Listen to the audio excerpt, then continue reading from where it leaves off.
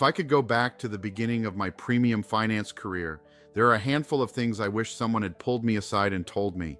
It would have saved me time, stress, and a whole lot of painful lessons. So today I'm going to tell you the things I wish I knew before I ever touched my first premium finance case.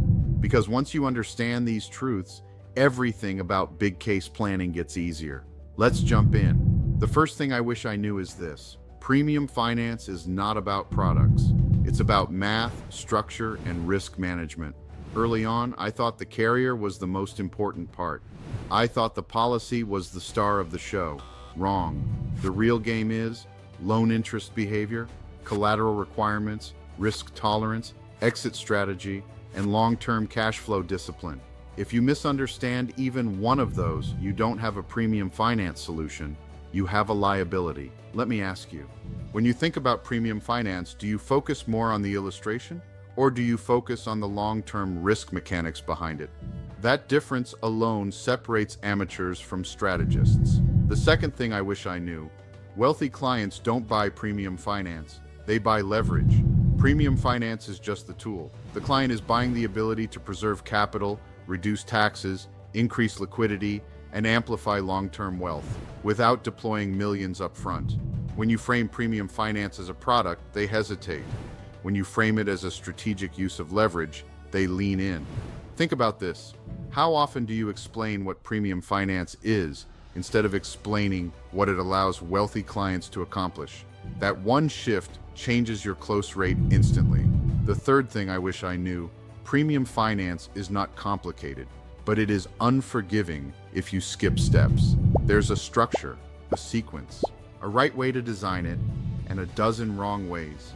Most advisors lose big cases because they explain too much, skip risk conversations, present the wrong narrative, or treat it like a product demo instead of a wealth strategy. Successful premium finance cases are won through clarity, not complexity. When you explain the architecture instead of the mechanics, wealthy clients see the value. The fourth thing I wish I knew, you don't need hundreds of prospects. You need a handful of the right ones. Premium finance is a precision strategy. One good client can be worth more than 100 small ones, and one good COI can feed your entire pipeline for years. If I could redo my early years, I'd stop chasing volume and start building strategic relationships sooner. So let me ask you, who are the 2 or 3 professionals in your world who already serve the exact clients you want? And what would need to happen for those relationships to become consistent sources of major opportunities? That answer is more powerful than any lead gen system you can buy. The final thing I wish I knew, premium finance requires you to think like an investor, not a salesperson. Investors think in terms of risk-adjusted return, opportunity cost, leverage efficiency, and long-term value creation. When you speak that language, wealthy clients instantly respect you. When you sound like an agent talking about policies and riders, they tune out. Once I made that shift, everything clicked. My confidence increased, my authority increased, and the size of my cases increased. If someone had told me these lessons on day one, I would have grown 10 times faster.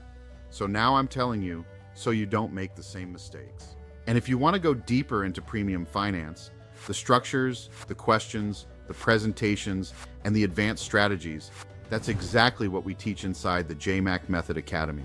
But before you go, drop a comment and tell me, which of these 5 lessons hit you the hardest? I'll cover the most requested one next.